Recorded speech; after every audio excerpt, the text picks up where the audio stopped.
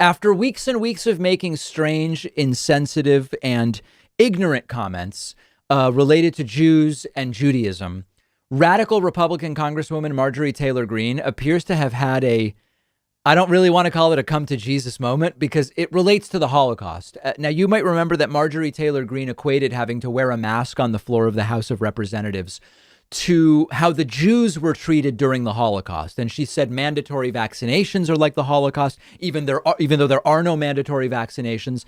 Then she doubled down on the analogy, but later denied ever having made it. But now Marjorie Taylor Greene visited the Holocaust Museum in Washington, D.C., and then made a statement that, you know what, she was wrong. She apologizes.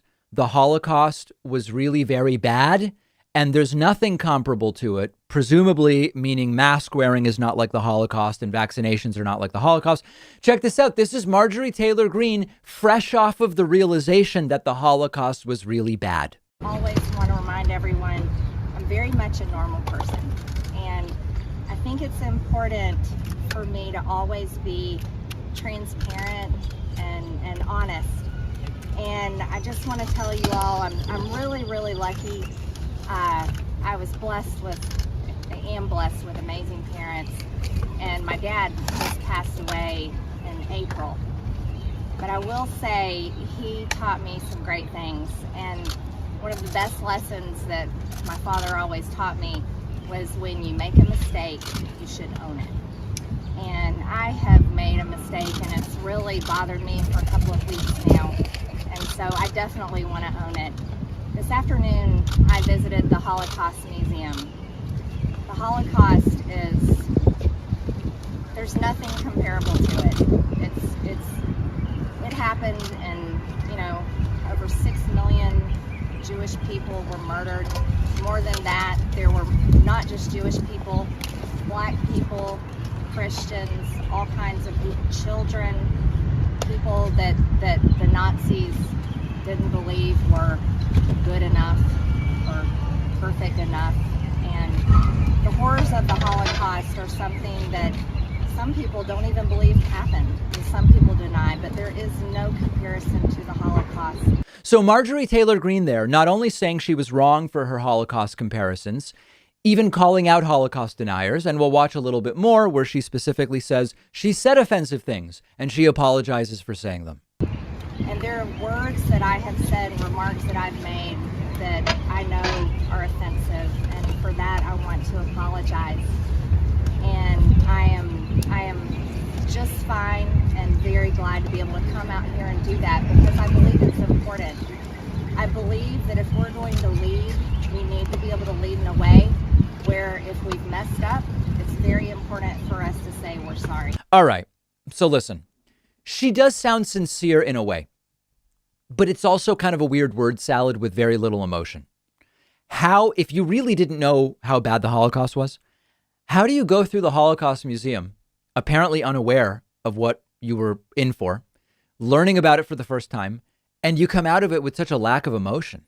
Now, whether the sincerity is coming from her belief that the things she said are horrible and offensive, or the sincerity is coming from her realizing that I've got to clean this up because this looks really bad for me, I don't know. But she's doing something that lots of these politicians never do, which is simply to say, I was wrong. Trump didn't say I was wrong, I apologize once in 4 years. So I give her credit for that. But I don't really know that she didn't mean it when she said it. I think when she said that stuff about masks and vaccinations and the Holocaust, I think she did mean it. And we're getting into evaluating what's in her mind, and that's really tough. But how does a 47-year-old woman get to be 47 years old and not know how bad the Holocaust was? And this is what gives me the most pause. Great. She's owning up.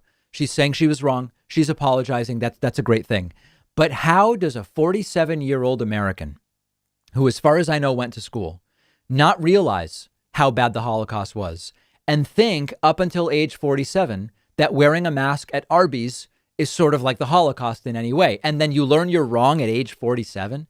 If you're really that ignorant, you have no business being a member of Congress. If you're not that ignorant and you're lying to save yourself, you also have no business being a member of Congress. Don't most American children know by age 10 how bad the Holocaust was? And if by age 10 you only had an idea, By age 20, don't you really know how bad the Holocaust was? And even if at age 20 you skipped class on that day, by age 30, don't you understand it totally and completely? How do you arrive at age 47 with such little idea about it that she thought masks were sort of like the Holocaust until she visited the Holocaust Museum? Come on, guys.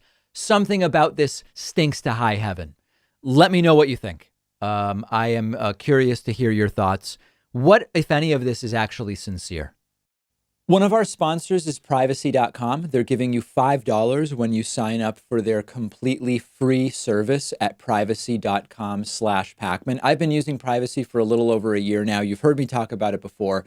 It's a lifesaver, and here's how it works. It takes just a couple of minutes to set up. Anytime you buy something online or on the phone, instead of actually using your real credit card number, the Privacy app and the browser plugin let you give each company a randomized virtual credit card number that you create out of thin air. It'll even autofill the card number with one click. And the payment is taken out of your checking account without the merchant ever knowing your real information. So this allows you to keep your banking information secure, but also to take control of your finances. You can create up to 12 of these virtual credit cards a month. You can set spending limits. You can freeze them. You can delete them anytime you want. So when you do this, it means you're not going to be charged when you don't want to be, because you can destroy the virtual card number right after using it, which, for instance, I love using free trials because I know I won't be charged when the trial is over if I use a virtual credit card number. You're keeping your identity private by not telling companies who you are. You're keeping your bank or credit card info protected against data breaches and identity theft, and it's free. And like I said, you'll get $5 to spend when you sign up at privacy.com/Pakman.